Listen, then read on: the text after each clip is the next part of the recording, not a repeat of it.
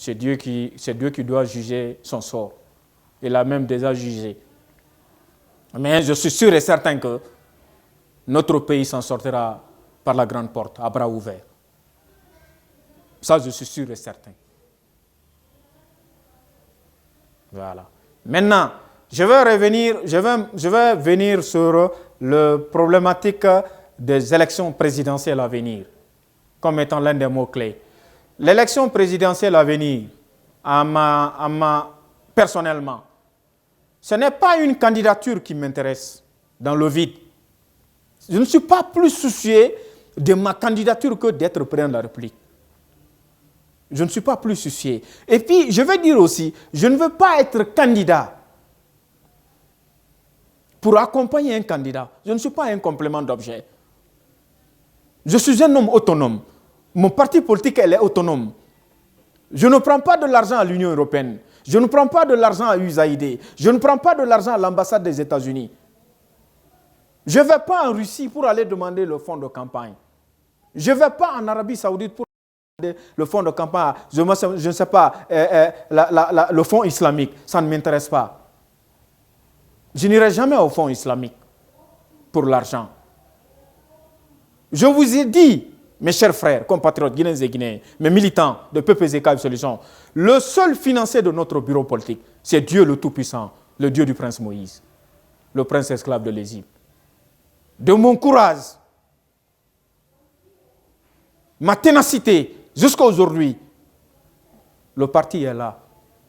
Ce n'est pas les affiches non plus, les photos que vous voyez à l'intérieur du pays. Ils sont allés faire campagne pour envoyer les stickers, dire à les gens, ça c'est pour Kademadi, on va vous partager 1 milliard. Enlevez ça, il faut mettre pour nous. Non, non, non, ce n'est pas ces stickers-là qui fait le survie d'un parti politique.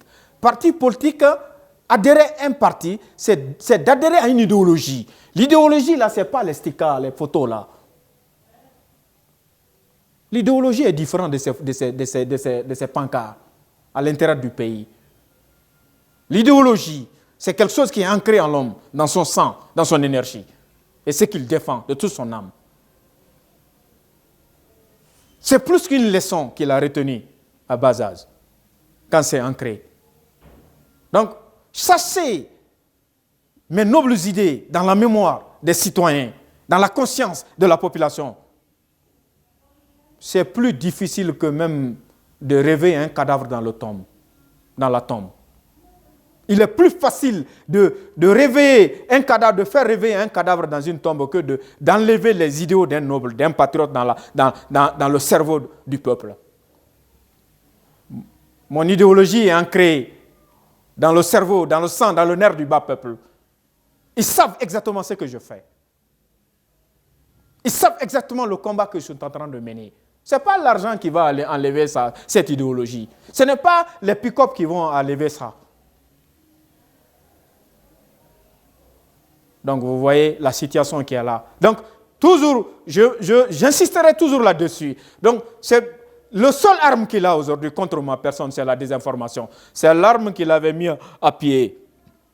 La désinformation pour aller au Nigeria, faire des lettres diplomatiques. Kademadi, il est là, il ne faut pas le financer. Quand vous le financez, il va nous enlever au pouvoir.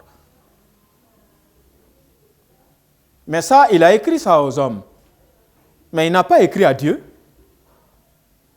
Donc je remercie le Tout-Puissant. Il a écrit les lettres diplomatiques aux hommes, aux différentes ambassades, aux différents consulats, pour dire non, non, non, il faut l'empêcher aux différents pays, donc faire ceci, faire cela. Non, ça c'est pays. Mais la main de Dieu, c'est toute autre chose. Le Seigneur qui amène le sommet, au moment, quelle qu'en soit ta force, ta puissance, ta fortune, tu sais quand même que tu dors. Au moment de dormir, tu ne connais pas la seconde. Ce Seigneur-là ne serait pas incapable de trouver tous les moyens pour remettre à Kademadi, pour que Kademadi puisse arriver au bout de son ambition politique.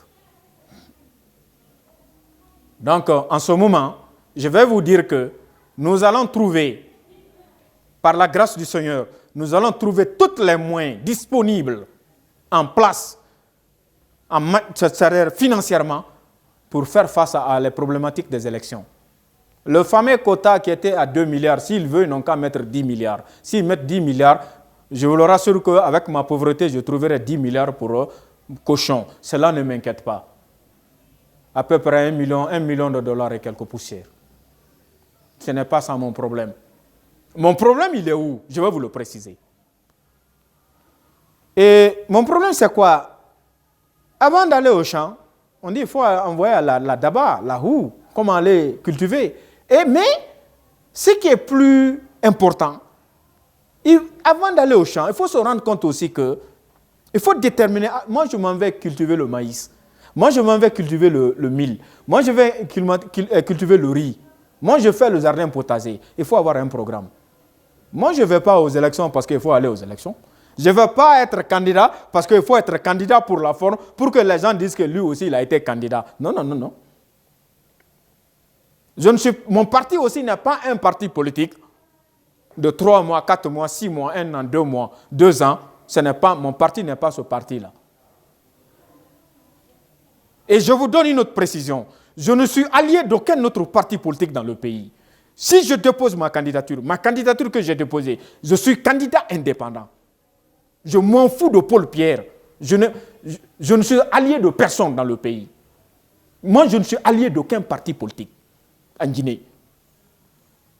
Peut-être ailleurs dans le monde, ça peut être... Il y a des gens qui peuvent avoir le même idéologie que moi pour défendre l'humanité du bon côté, en gardant le bon sens de l'histoire.